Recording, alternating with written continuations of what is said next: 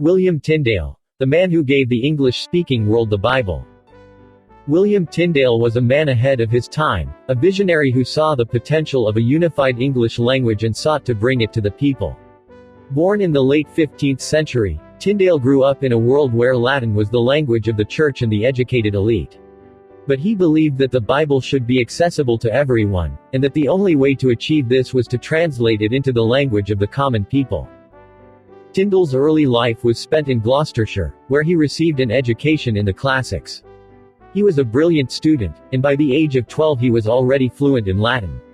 But even at this young age, he began to question the teachings of the church, and he was particularly troubled by the fact that the Bible was not available in English. This was a time when the church had a stranglehold on religious thought, and the idea of translating the Bible into English was seen as heretical.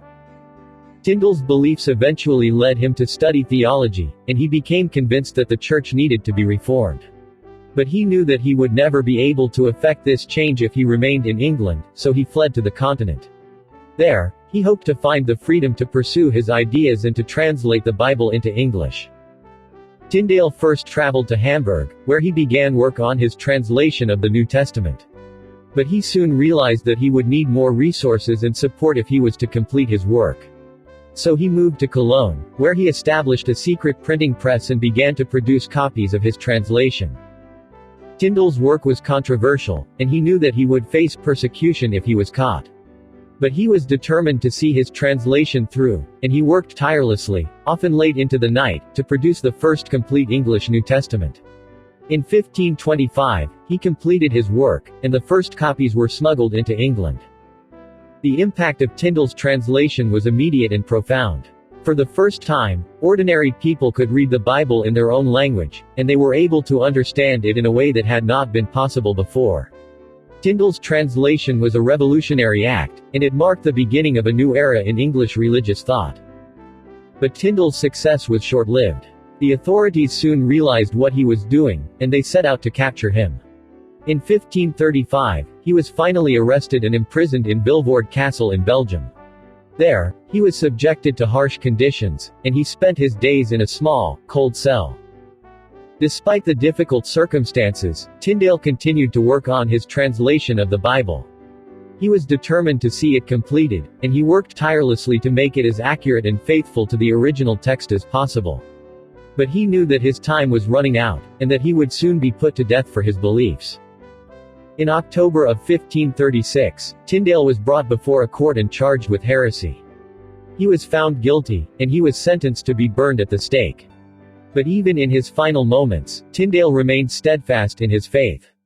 He is said to have prayed, "Lord, open the King of England's eyes," a reference to his hope that the English monarch would embrace the Reformation and support the translation of the Bible into English.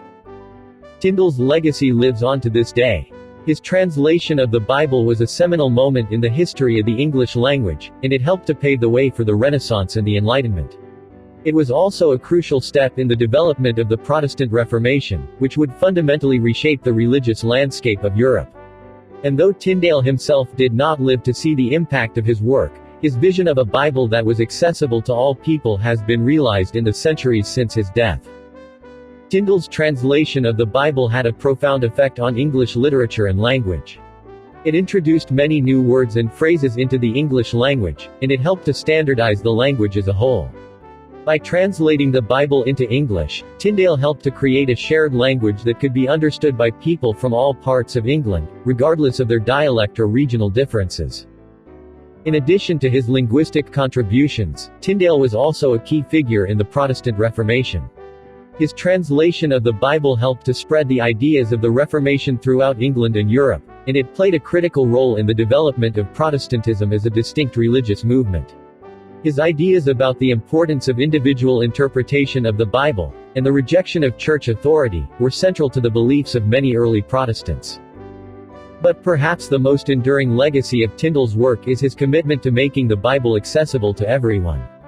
He believed that every person should be able to read and understand the Bible for themselves, and he was willing to risk his life to make that vision a reality. His translation of the Bible into English helped to democratize religious thought, and it paved the way for a new era of religious freedom and individual expression. Today, Tyndale is remembered as a visionary who saw the potential of a unified English language and who sought to use that language to bring the Bible to the people. His work helped to shape the course of English literature and language, and it played a critical role in the development of the Protestant Reformation. But perhaps more importantly, his commitment to making the Bible accessible to all people reminds us of the power of language to break down barriers and connect people across cultures and centuries.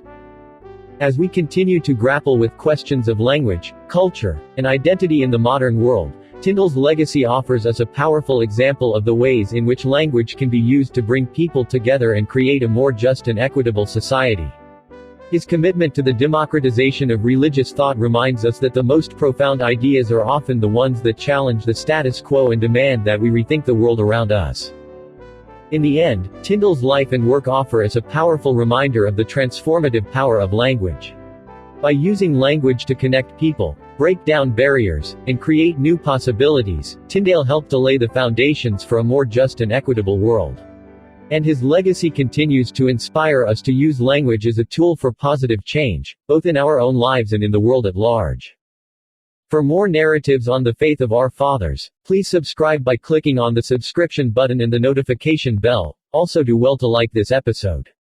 Thanks.